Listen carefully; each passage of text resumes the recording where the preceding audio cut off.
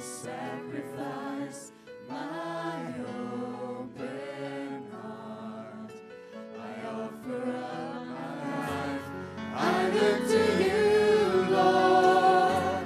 Your love that never ends restores me again. So I lift my eyes to you, Lord.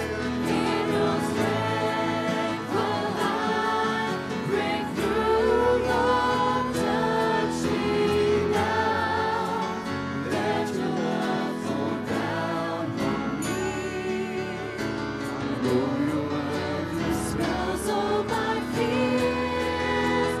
Through the storm I will hold on, Lord. And my faith I will walk on, Lord. Then I'll see beyond my Calvary one day, and I will be complete with you.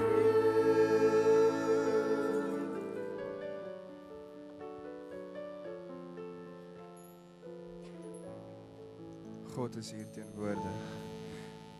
Sy teenwoordigheid is hierso vandag. Hy is hierso. Sover het hy ons gelei, sover het hy alles geseën. Alles het nog sover gewerk. Satan en sy demone het geen vasdra plekkies nie, want God is hier.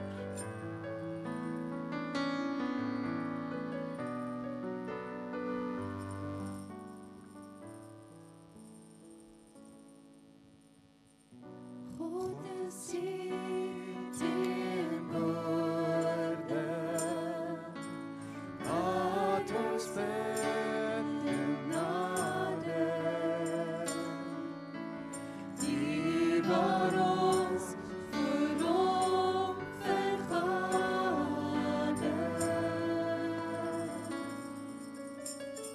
God is hier teenwoordig. Heilig is die Here,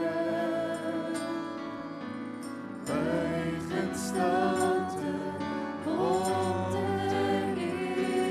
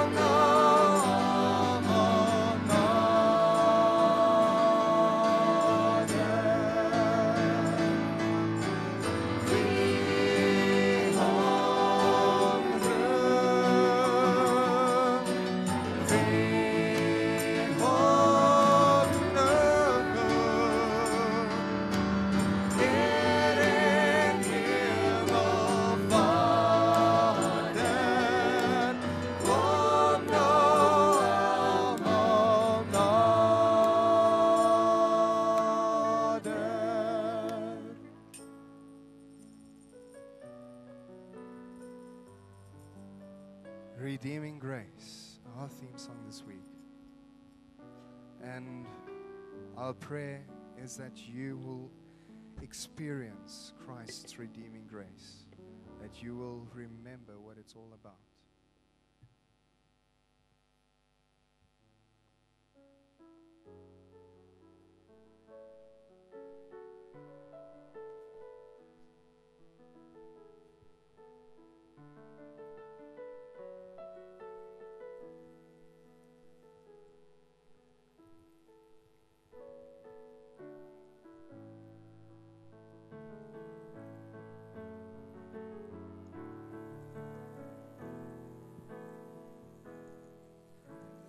Cornerstone, sure foundation, you are faithful to the end.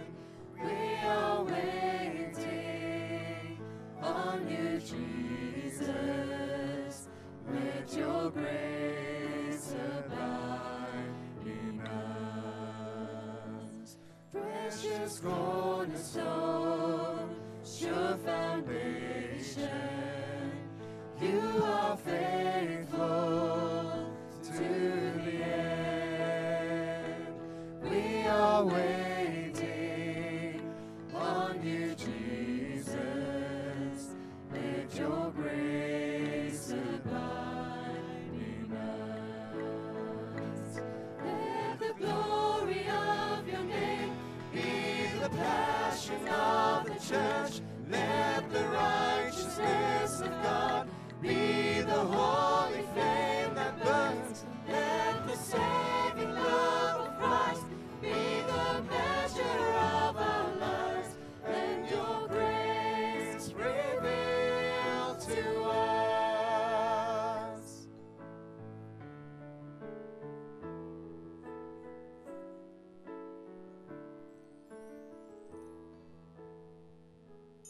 Only Son of God, sent from heaven, stay in mercy at the cross. You're Emmanuel, you're the promise. Jesus, you are God with us. Let the glory of your name be the passion of the church. Let the righteousness of God be the holy flame that burns. Let the saving love of Christ be the measure of our lives. And your grace reveal to us. Let the glory of your name be the passion of the church. Let the righteousness of God be the holy flame that burns. Let the saving love of Christ be the measure of our lives. And your grace reveal to us.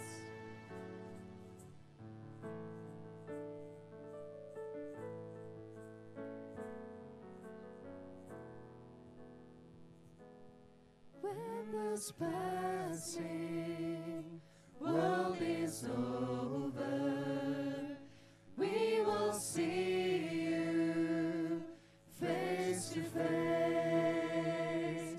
We will share salvation story, tell of God's redeeming grace, tell of God's redeeming grace.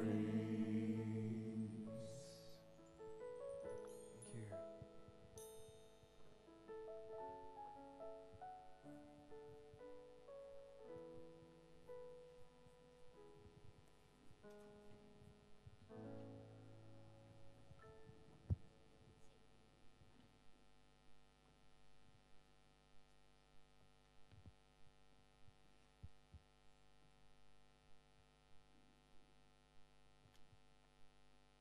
Good morning.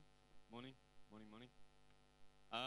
Yeah, so I lost my bag the other day, and so this morning I was sitting in personal worship and I was thinking, what should I share with you guys? Because if I look at my life, the Lord has worked so powerfully, and I still haven't really decided. But yes, yeah, I think I've got it. My favorite verse in the Bible is Mark 8, verse 21. This is what it says. He turned to them and said, how is it that you do not understand? Interesting verse, eh? It's powerful. You guys don't understand. Okay. Now you see, at this point in time, Jesus was talking to his disciples who were in the boat with him. And they were complaining about a lack of bread. They were saying, we don't have bread. Where are we going to get bread? You know, we're going on a trip now and we don't have any bread, right? So what had happened was, just before this, was the feeding of the 5,000 men and their wives and children. So Jesus turns to them and says, how is it that you do not understand? You know, you're complaining about a lack of food. Did you not just see what I've done? And you know, that just brings comfort to me. To think that the disciples that spent time with Jesus still have that doubt in their minds, because I know that the Lord has worked in my life in many ways, and I still doubt. I don't doubt that God is there. I don't doubt that God loves me, but I doubt something. I'm still not sure what I doubt. When I find out, I'll tell you what it is. But I know that there is a doubt inside of me. But when I look back at what God has done in my life, those doubts just fade away. And I don't have a lot of time, but I just want to share one miracle with you. It was in the beginning of the year. And I choose to see this as a miracle. You can see it any way you want. It was really cool because when I was a lot younger, you know, I spoke to the Lord and things happened, and that changed after a couple of years. So in the beginning of the year, I was sitting there the one day in personal worship, and I was pleading the Lord. I was like, "Listen, Lord, please, I know you're there, and I know I'm not really supposed to be asking you this because I know that you're God, but please just show me a sign. Make me," and this is what I said, "make me colorblind for a second." So, for example, if I see blue, make it green. If I see red, make it orange, right? So yeah, those were my specifications. And I was sitting there in sharing time, and I was so tired. I was just so mugh. And, you know, the one guy was carrying on about what he learned, and I was getting quite bored. I was quite sleepy. And it's amazing how God works in ways. But I looked up and I saw Grant holding his blue Bible. And for a split second, I saw it turn green. Now, if that isn't a miracle, I don't know what is. That's what I have to say.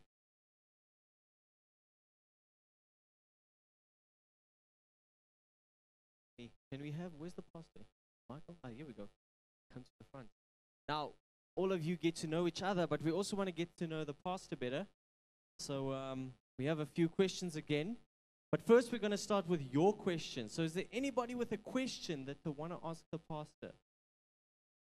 Yes, Chantal. Say again, Bill. Do you love animals? Like, Not like sharks. Normal animals. like as pets? Yeah. Pets? Yeah. Yeah. Do you have any animals? Any pets? Oh, I've got to tell you this sad story. He's got a story for everything. Yeah. Next door to my house, just straight up found some money. we have some neighbors, and they had a dog named Skeeter. Skeeter was the coolest dog ever in the world. He's kind of fat. It's about that high. But he just ran. He just ran with every. I mean, he would just run. He would say, he would when you pulled into your driveway, he would run and wait at your door, and then just, it's so good to see you. It's so good to see you. And then he would tear off back home, and he loved to play fetch and chase, and he would chase me around our house, and then one day our neighbor, and so he was a great dog because at night after we played and did our thing, I bought a bag of dog bones for him, so I'd give him his dog bone, and he would run home with it, and then one night our neighbor let him out, and Skeeter was afraid of loud noise, so there was a thunderstorm, and let him out, do the thing out in the bushes, and it scared him, and he never came back. And I wanted to move. I was like, I'm going to move. I can't live here. Skeeter's not here anymore. It just broke my heart. I love critters. What's up? I grew up with horses and dogs, and yeah. So he's definitely an animal person. Yeah. Okay, any other questions? Okay. Yeah, there we go.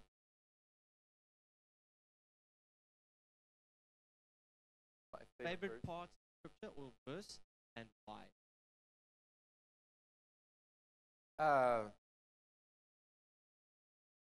Okay, so my favorite in the New Testament, you already know, is Hebrews chapter 12, verses 1 and 2. Love that verse. Love those two verses. My favorite verse in the Old Testament is in Isaiah chapter 40. It says this: "Why do you say, O Jacob, and why do you declare, O Israel, my way is hidden from the Lord, and my just claim is passed over by my God?" It's this covenant, straight up, honest, man to man. Oh, I learned a new word today. Oak, right? Kind of oak to oak with God. Is that all right? There we go. Or oaky to oak. But it's kind of this man-to-man moment with God. Why, God, why are you passing over my just claim? I have a real issue here. Why are you passing over? It's kind of this Jacob moment where he takes the angel and he's just like, all night, and he will not let go. And then the angel says, let me go because the day is coming up. And Jacob says, I will not let you go. This is a man to a supernatural being. He says, I will not let you go. I love that. The kind of man thing. The oak. Oh, I love it. Awesome. Oak. Okay, so here's another question. What is the first differences that you saw when you came to SA compared to the Americas?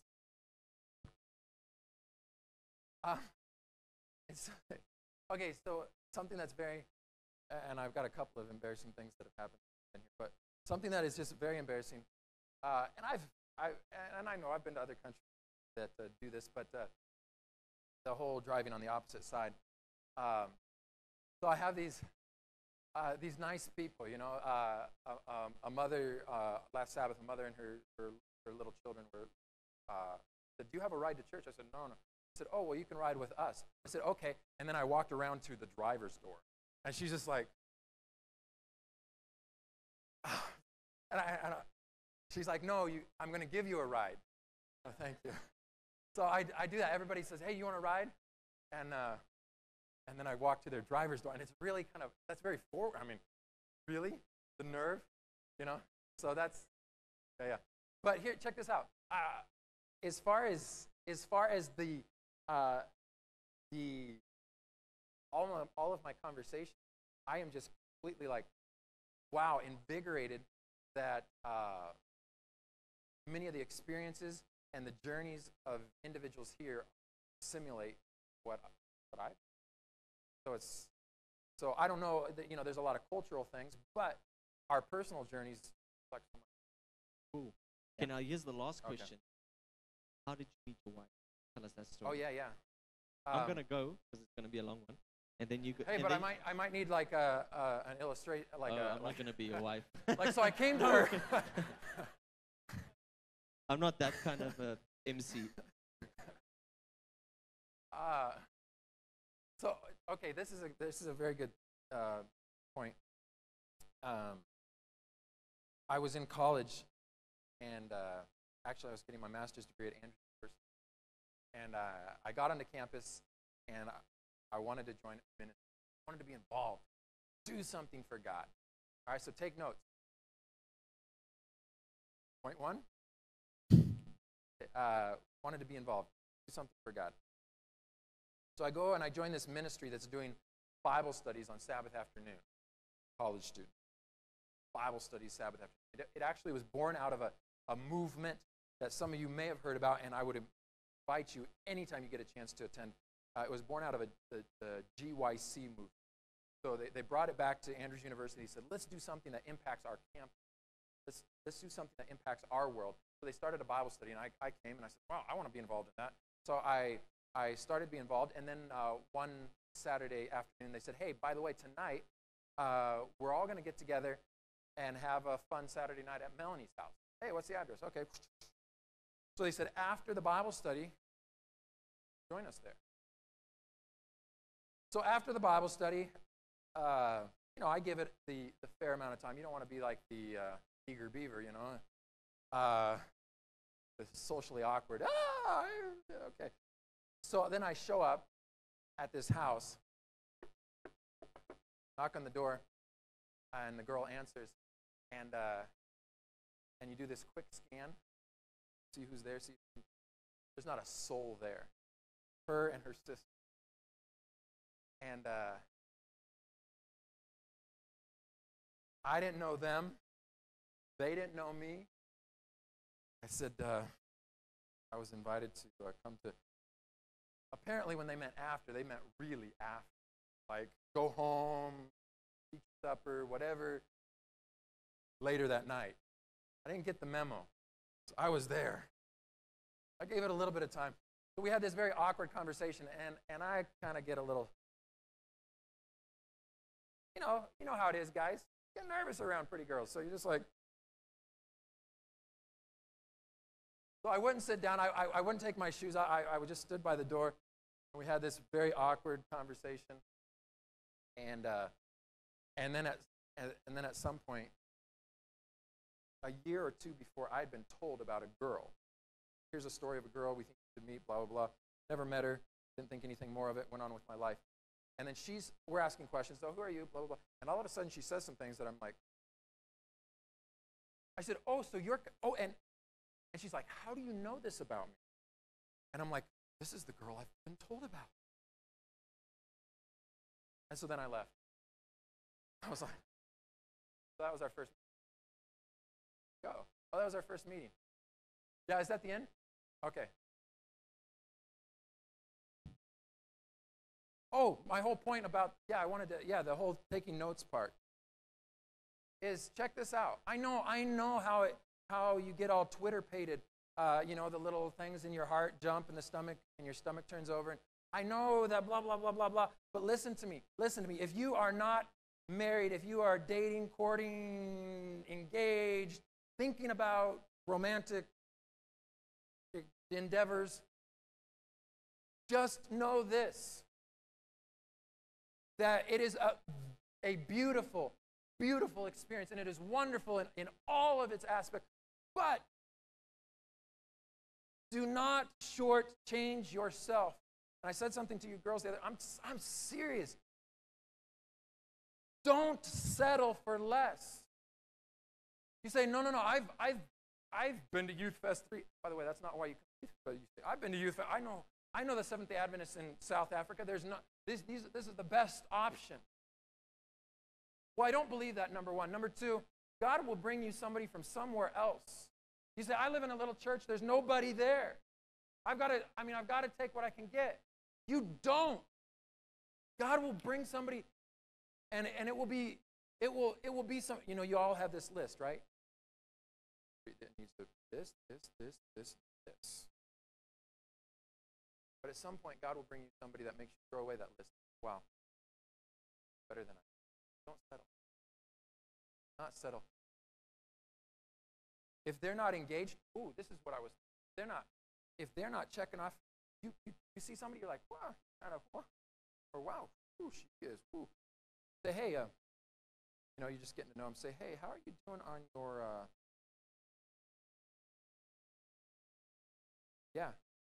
are you doing on your test? Oh, that's a bunch of rubbish. I don't pay no. Nice to meet you. Get out of there. Don't give him another minute of your time.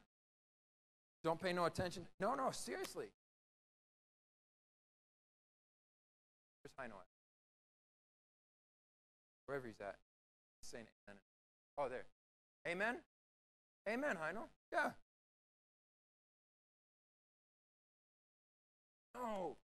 Look for somebody that's engaged, that wants to make a difference, that wants to be a radical, because someday, it's not going to just be,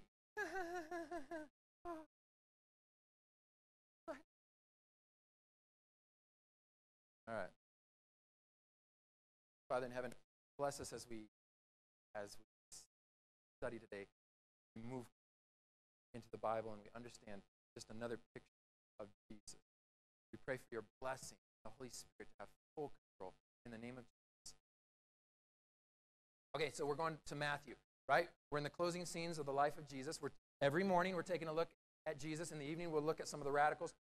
Matthew chapter 28. Yesterday we looked at the cross of Jesus. He's on it. I thirst. It's something deep. It's something. He became sin, and now he's inviting everyone that thirsts to come to him and to drink. And I'm saying, go to that passage over and over and over and over, and you will discover that either satisfies, quenches your thirst, or develops a thirst in you by just allowing that. So Matthew chapter 27, just drink it in, and it will change. I promise you. Okay. Here we go. Matthew chapter 28 this time. So Jesus is dead. Died on the cross. Took him down. Pilate gave him permission. Then he gave a guard, a Roman guard, to secure the tomb. So he sets a guard. They sealed the tomb. Verse 28. Now after the Sabbath, as the first day of the week began to dawn, Mary Magdalene and the other Mary came to the tomb, and behold, there was a great earthquake. For an angel of the Lord descended from heaven and came back and rolled back the stone from the door and sat on it. His countenance was like lightning, and his clothing was as white as snow. The guards shook for fear of him and became like dead men. But the angels answered and said to the woman, do not be afraid, for I know that you seek Jesus who was crucified. He is not here. He's risen. As he said, come, see the place where the Lord lay, and go quickly and tell his disciples that he is risen from the dead. And indeed, he is going before you into Galilee. There you will see him. Behold, I have told you. And they went out quickly from the tomb with fear and great joy and ran to bring his disciples the word. So we have Jesus dying on the cross. They take him down. They put him in the tomb. They seal it. The Roman soldiers are there. It is locked up tight. Sabbath passes. Sunday morning, these two Marys come to the tomb. I want to see it. I want to experience this. And there's a great earthquake. The stone is rolled back. By the way, every gospel talks about the stone rolled back. And the way that it is, this phrase is constructed, it's Greek. It is an odd rolling. Like the stone is not just, it's not just gently rolled back. It's something strange. Something is unique about the rolling. It's like it was rolled uphill or something, or it was rolled so far away that it was like, whoa, like some angel just was. Something is unique about, and so every gospel expresses this. Weird. The stone is rolled. Wait. What? This is a crazy, crazy experience that the Marys have. They come. There's this great earthquake. The angel of the Lord descended from heaven, and he came and rolled back the stone from the door. And then I love this angel. He's just kind of like sits.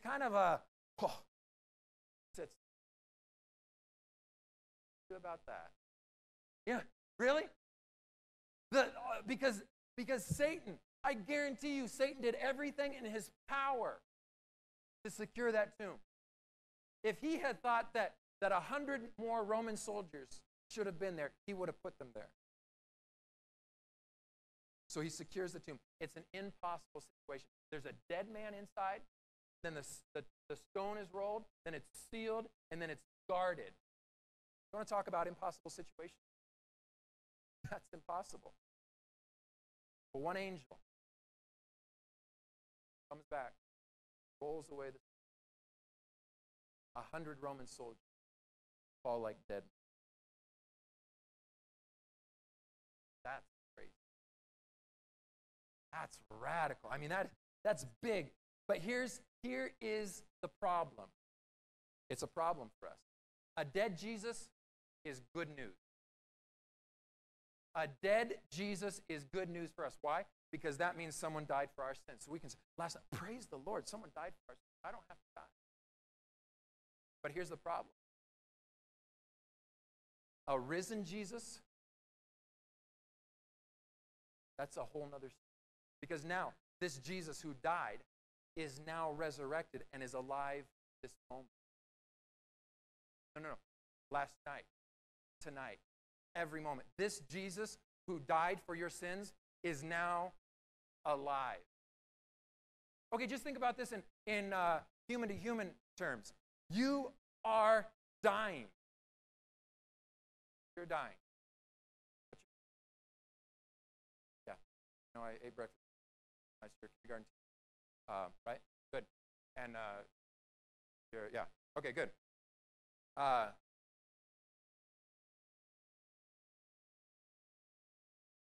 Mags. Okay, thank you, Mags. Mags, you're dying. All right? You are dying. All right? Now the oak that's sitting next to you, what's your name? I know I ate breakfast. But, Caleb.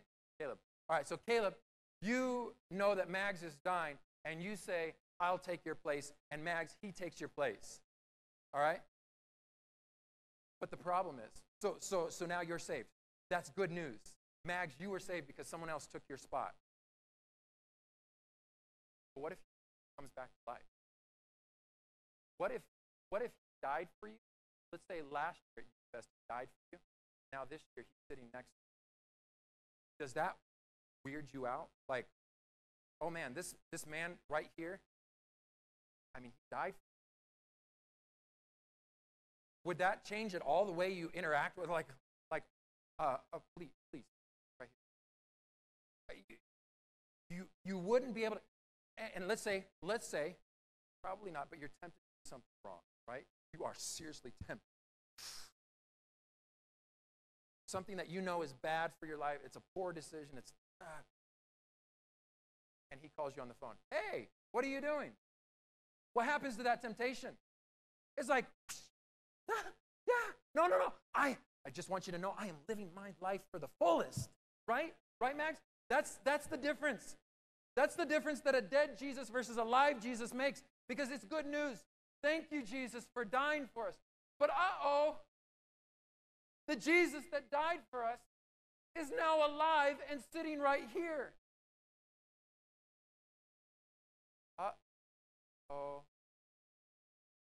Because now that changes everything about how I live my life. I can't just give him tongue service. No, I really died here. He's a witness and a participant in my life.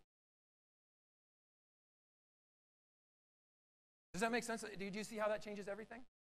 It invites us to now live a more radical life. The resurrection of Jesus now invites us to live radically. The cross of Jesus invites us to surrender and to give our hearts to him. But the resurrection of Jesus is now an invitation by that same man to now live radically.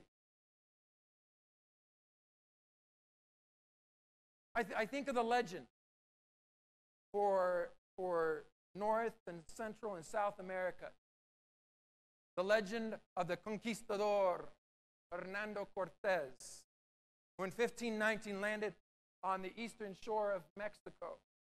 with his soldiers. And the legend says that he got there, and the soldiers were discouraged and wrestling with, really? They brought 11 boats, like 500 soldiers, 100 sailors. So there's just a mass of them. And there's some dissent and some dissent. Hey, we should rebel. We should get back on our ships and go back to where we came from. And this isn't safe, and we're not feeling good. The food, the water's just messing us up. We don't like it here. And so, according to the legend, Cortez orders that their ships be burned. Why? Because that made the decision for everyone. We will only go forward. That's what the resurrection of Jesus does. The death of Jesus invites us to surrender, but the resurrection of Jesus now invites us to burn our ship, to be radical, to live radically. Hey, if we have to take it one step at a time, that's okay. But ultimately, some of us will hear the invitation to plunge, to go deep, to go all in all of a sudden. And all of us are invited to get there eventually. But having the man who died alive and with us changes everything. Right, Matt? It's this invitation to live radically, burn our ships. Hey, you know, I'm kind of keeping my, you know, I've made some decisions to follow Jesus, but I'm keeping some of those same contacts. Anyone who's ever quit smoking will tell you, hey, it will not work. You keep a pack of cigarettes in your drawer just in case. Your decision to follow Jesus radically in whatever addiction or habit that you're leaving behind. There's a young guy I have never met in my life who emailed me and just said, I need help. Help me walk through this. Steep, and he describes his journey, and it was this poor young man with all of my heart describes his perverted journey in pornography, tells exactly, this is what I've journeyed through, this is what I'm experiencing, this is what I'm doing. What do I do? My email back, first of all, throw your computer out the window. Then we'll talk more. Seriously, this is not a joke. To burn the ships like the conquistador in order to conquer and to go forward in the new world, we've got to burn our ships. We've got to burn the ships. But some of us are holding on, just in case. I don't want to be too radical. I mean, I don't want to stick out. Where's Warren? Is Warren here? Yeah, Warren, stand up again. Yeah. Sorry, Warren. But Warren, standing alone is to be alone, is not to say, you know, I don't want to stick out, I don't want to be radical. Thank you, Lauren. I won't make you, I know you stood for song service. Thank you. And this is the journey. The resurrection of a man who died for us invites us to live our lives radically different. You read the cross and the resurrection of Jesus, and at the end you have no choice but to say, wow, I can't be mamsy-pamsy about that. I can't be, I'm going to be a nice Christian. Oh, no. This invitation is to be a radical for Jesus. Where's Michelle? Where's Michelle at? Michelle, yeah, you remember our little balance beam? Yeah, this like gymnast over here, she knows that you can't be, you watch the Olympics, Michelle, right? Do you like to watch the Olympics, Michelle? Okay, good. And what's your favorite part of the Olympics? Are you serious? It's not even gymnastics. Oh, okay. Well, then the pole vaulting is what you like. Okay, that's extreme. That's good. I mean, that's like, right? Okay, but yeah. Okay, let's use that then. Yeah. Okay, nothing there. Okay. Okay, so the little guy that runs and a little stick. Nobody would clap. We don't want to watch this. We would rather somebody do something extreme and their stick break and they mess up and they belly flop or something. We would rather a mistake happen rather than some little pansy. Right? Right? We would rather see a mistake and somebody do something extreme. Now catch the significance of this. We would rather see a mistake while someone is doing something extreme than for some little mamsy-pamsy to come running down the track and jump a little foot or 2 foot, meter jump. That was cute. Right? You wouldn't watch it, Michelle, would you?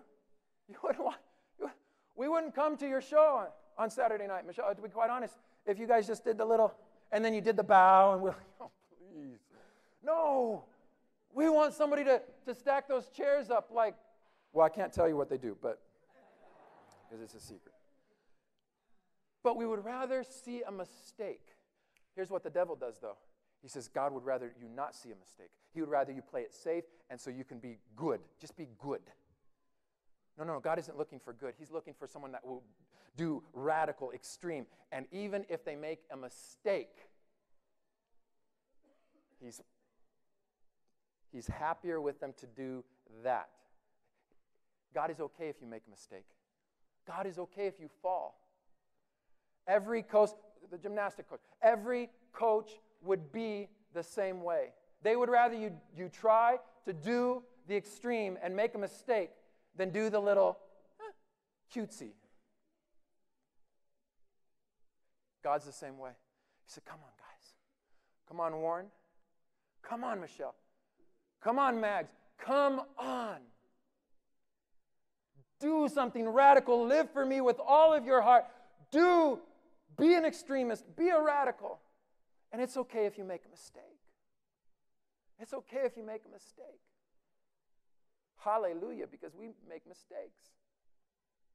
We do dumb things. We fall. We fall back into our habits. We do things we wish we hadn't. Paul tells us about this. We war against the flesh. What we want to do, we don't do, and what we don't want to do, we do. And that's the story of all of our lives. You're not different than I am. We do dumb things. Yeah, I've got to talk about this because it's just been, it was so embarrassing. It's been heavy on my heart. So yesterday morning, all the facilitators, they get together early in the morning at 5:30, and so I decided to join them yesterday morning. So I get to the church is where they meet, and I drive this little car, and the gate is closed, and there's a fence, right? So I'm like, they're in the middle of their program, and I think, I'm going to join them. How am I going to join them? I don't have a thing for the gate. I'll just climb the fence. So this barbed wire fence I'm climbing, and it's like stuck to my pants, and then I'm like, with my flip-flop, and I poked my hand right there. Yeah, really. And then I climb over, and Heino says, okay, let's have closing prayer. So I made it into time for closing prayer, and then I'm on my way out, and Heino says, why don't you just open the gate? I mean, it just slides open. Really? I went back. I was like, I'm not even hungry. I'm not even going to go preach anymore because it was so embarrassing. But that's our life. We do dumb stuff, guys. We do embarrassing things, but not just on the level of, on the superficial level. We do things that we're embarrassed even before God and our angel. Oh, God, I'm sorry. It's embarrassing. I did that again. I promised you I would never do it again. But we're in this together, and God's okay with that. Do you know how I know He's okay with that? Check this out. I will prove that God is okay with that. All He wants is extremists and radicals.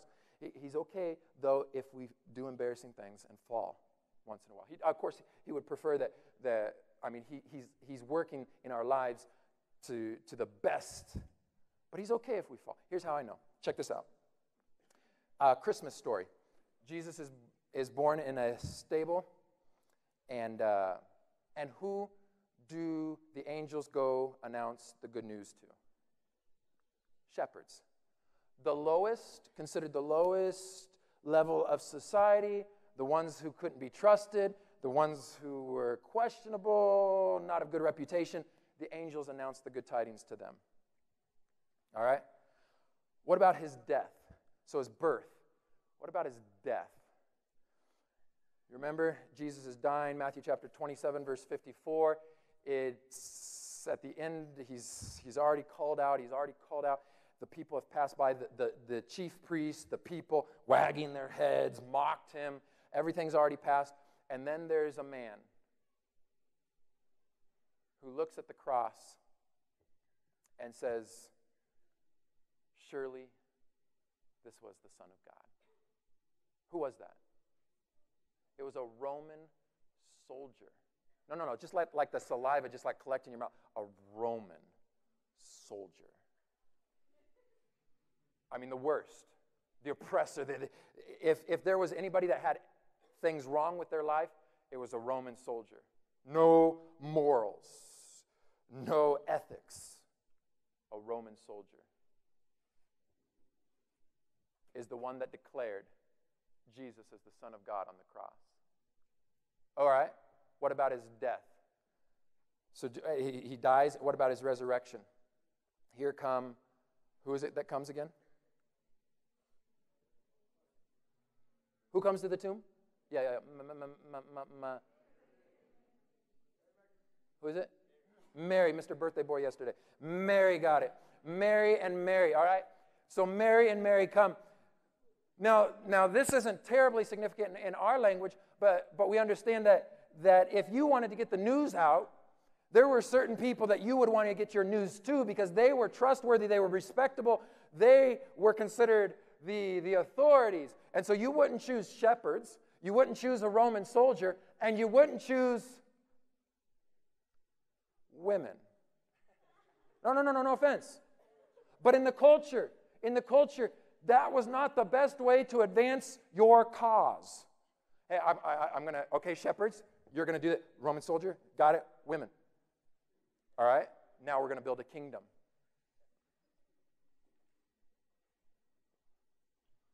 And besides, who were the women supposed to go tell? The disciples. Do you remember the last interaction Jesus had with most of his disciples? Besides John at the cross? Let's go back to Peter. Woo-hoo. Not good. Let's go back to the Garden of Gethsemane. Sleepy. Let's go back to when the mob came and attacked Jesus. And John, I love the depiction of John when in the Garden of Gethsemane, he's talking about all these disciples, and all of them did what? What did all the disciples do? They split. They ran off. And John tells us about one disciple who was running so fast, somebody grabbed his clothes, and the clothes came right off him, and John says he ran away naked. Okay, so go tell that man Jesus is alive, right? Tell the man that ran away naked that he is about to be the proclaimer of Jesus. The people that Jesus used to advance his kingdom and to proclaim his birth, death, and resurrection were all sketchies. Like, no, Jesus, don't pick naked man. Don't pick Roman soldier, dude. Don't pick the shepherds. Really, Jesus? If there's ever a group of creme de la creme, the cream of the crop, not them. People at YouthFest, yes, but not them. Do you see the point? Where does that leave us? That leaves us with a Jesus who is very willing and able and capable of using somebody that does dumb things. Which is good news for me, and probably good news for you. We do dumb things.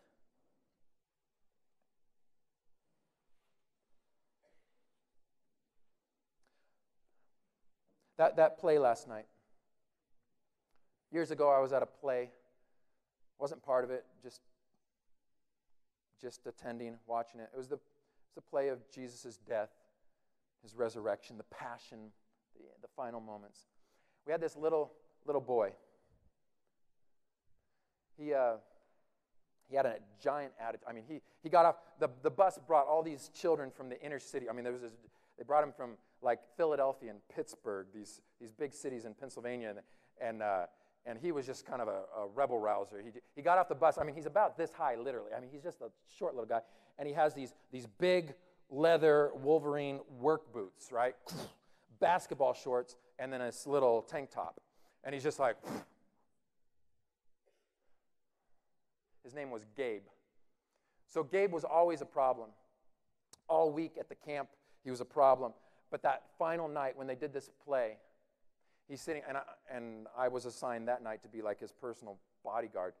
I'm sitting next to him, and Gabe is watching this story of the crucifixion and then Jesus. And at the very end, Jesus comes out of the tomb, and the lights are bright, and the music is loud, and whoa!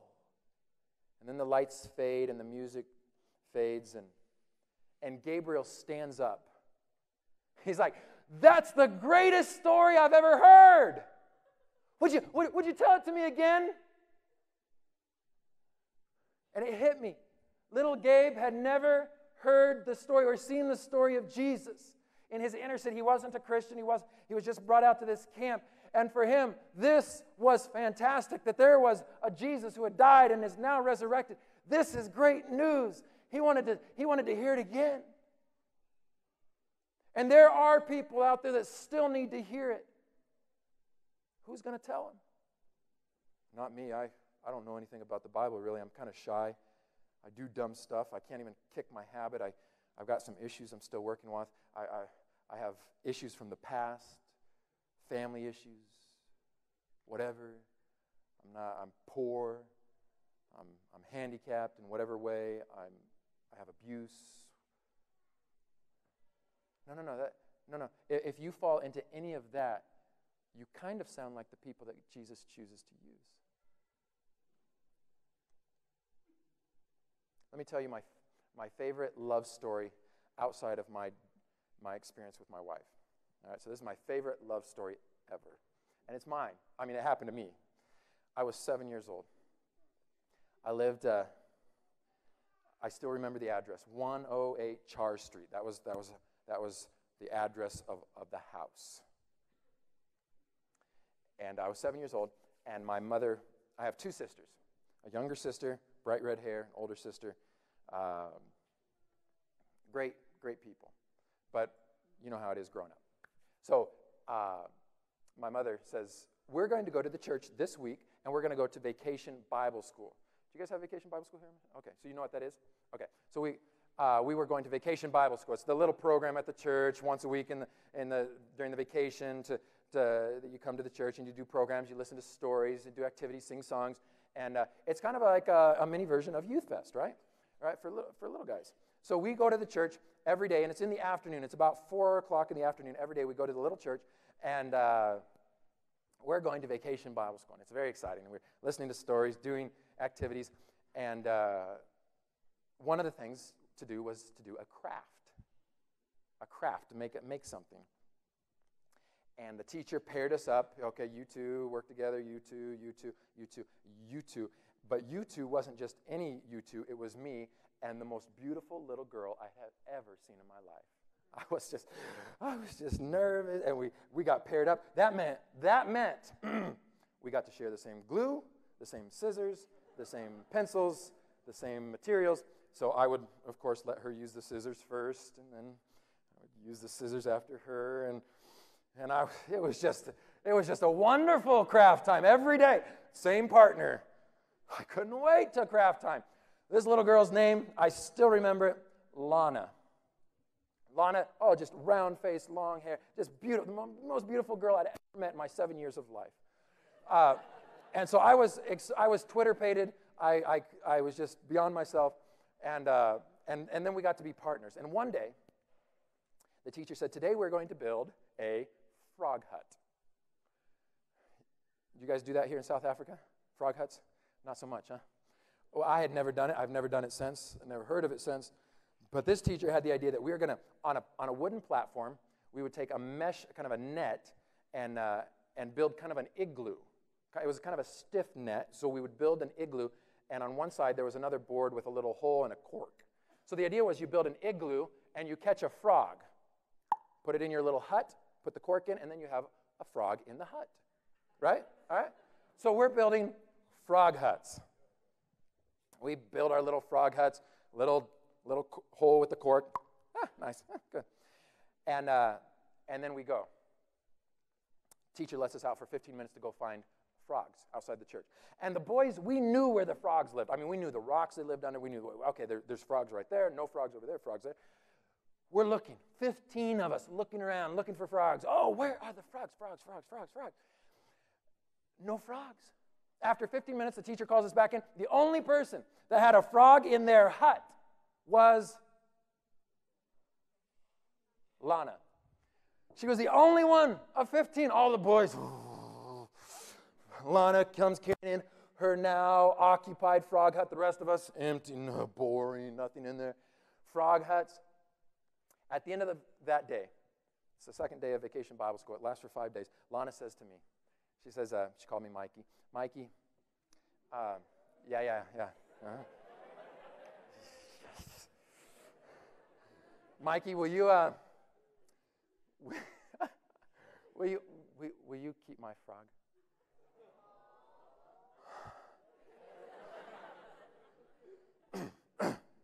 Yes, I can. So she let me take her frog home. Problem is, when I got home, my mom said, no reptiles in this house. That frog has to stay outside. Oh, Mom, please. But no, frog's outside. So I took Lana's frog hut, put little Kermit the Frog out on the back porch and on the railing. Now, you have to understand, this is in July. It's a beautiful night. It's clear. It's cool. But July is very much like January here. And so the next day, I don't know what got into me, but I was busy and I forgot about the little guy out there. And so I'm running around until my mom says, get ready for Vacation Bible School. Oh, yeah, get ready. And the thing with my sisters, we all had to sit in the back seat, right? 3 people in the back seat. And the rule was you get to the door, you touch the door handle, that meant you get to sit on the outside of that side. You did not want to be the third person, because who wants to sit in between their 2 siblings? So the first thing I'm thinking of is door handle. I get out to the car. Oh, the frog. I go to the back porch. July, it's January, about for your January here, it's our July. It's 30, 35 degrees, and it is just hot. There's no shade, and I look in little igloo there and little hut, and he's dried. And I stick my finger through the hole and I touch him and he breaks in 2. It's just, oh no. So I go back and I have to sit in the middle of the car. It's the worst day of my life, I think. And I get to the church and the church doors are glass, kind of like these doors, and standing at the door is Lana. And she comes running out to our car. Hey, did you bring the frog? Where's the frog? Where's the frog? And I made up a story. Oh, man, I was so busy today, I forgot. But I'll bring it tomorrow, no worries. Okay. So we go back, have our wonderful time, but craft time is not the same. We're working together. I've just got this weight on me.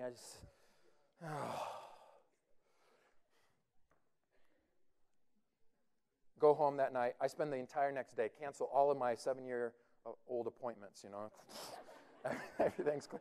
I've got to find a frog. Because I'm smart enough to know that Lana, a girl, cannot remember or know the difference between a green frog, a brown frog, a spotted frog, a striped frog. I just need a frog in that hut. So I look all over my yard, my neighbor's yard, their neighbor's yard.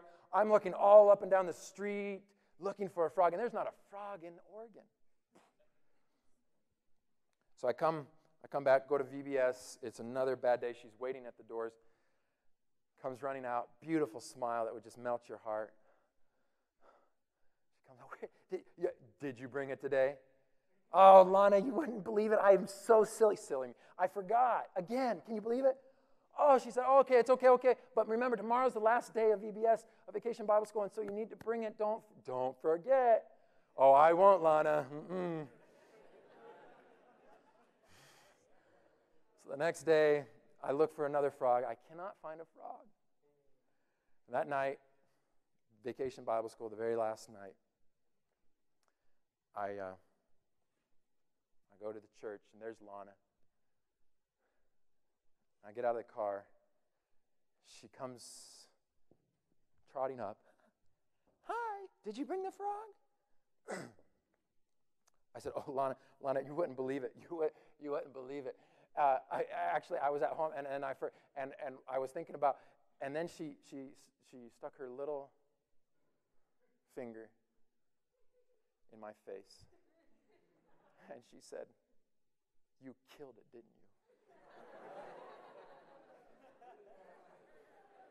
And I felt everything that we had together slipping through my hands.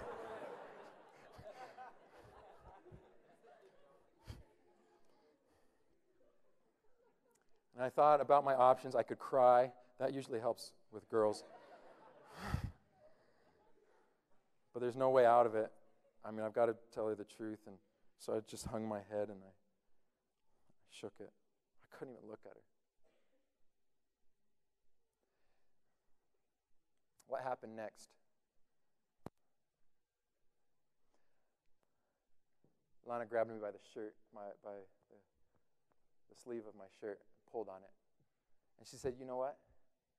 I like you anyway.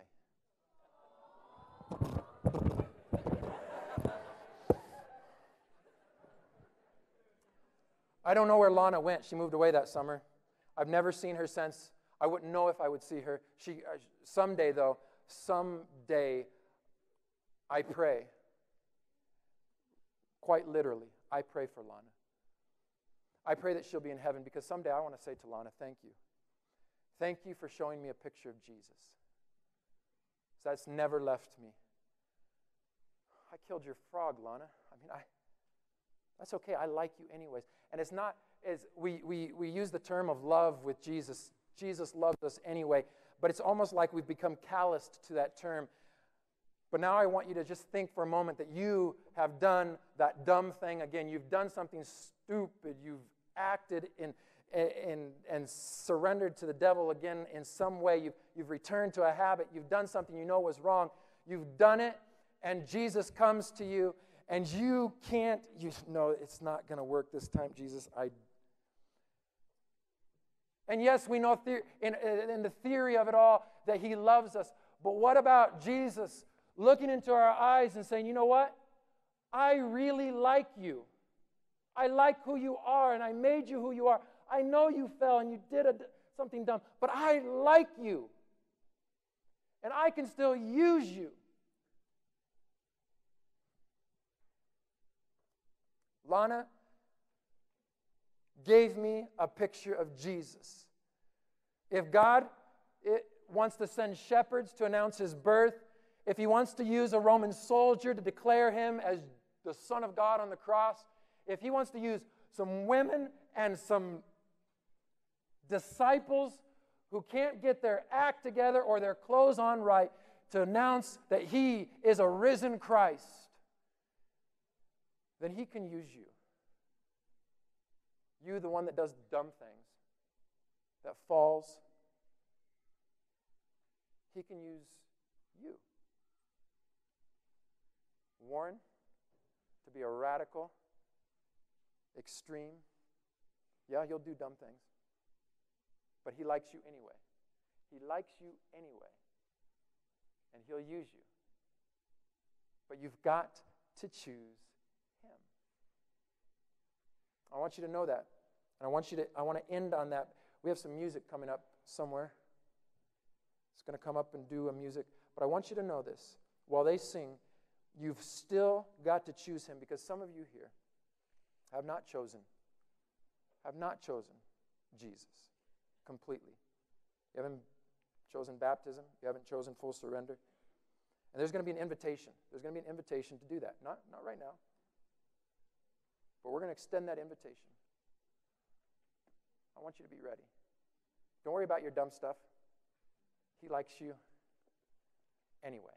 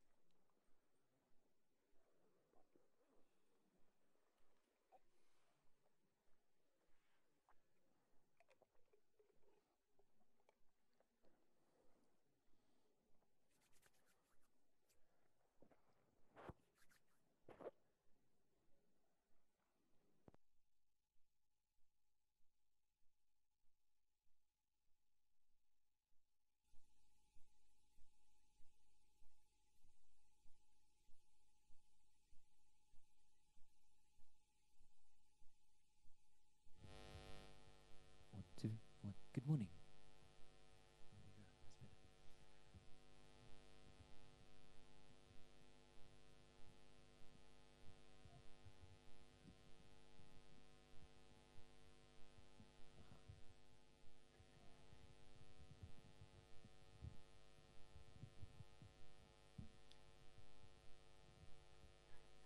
Thank you for being patient. Your flight will leave shortly. The song we're going to be singing for you this morning is the hymn All the Way My Savior Leads Me. But it's got a bit of a difference to it. But the words nonetheless stay the same, and the message is what counts. So hear it, pray it, and know that God leads you all the way.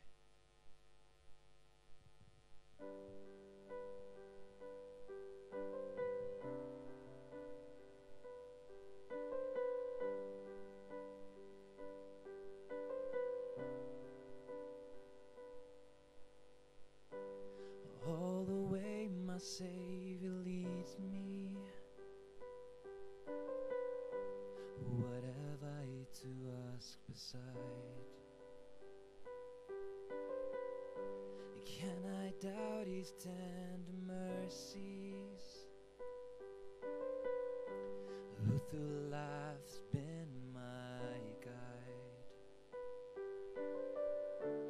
Heavenly peace, divinest comfort, here by faith in Him to dwell. 'Cause all the way, all the way, all the way You lead me. All the way, all the way, all the way You lead me. All the way my Savior leads me.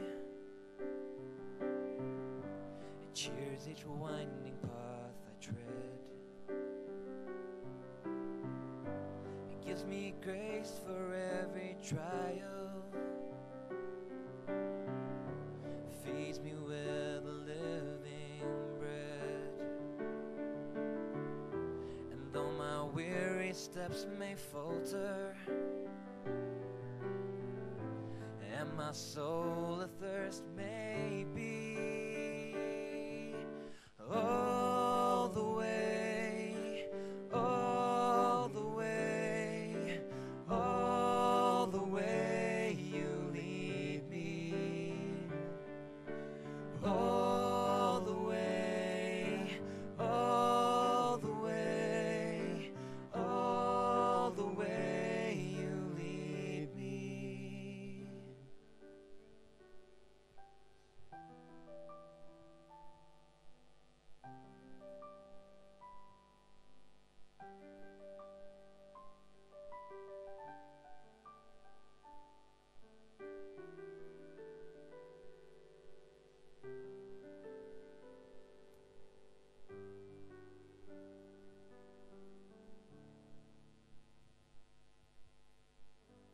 All the way my Savior leads me.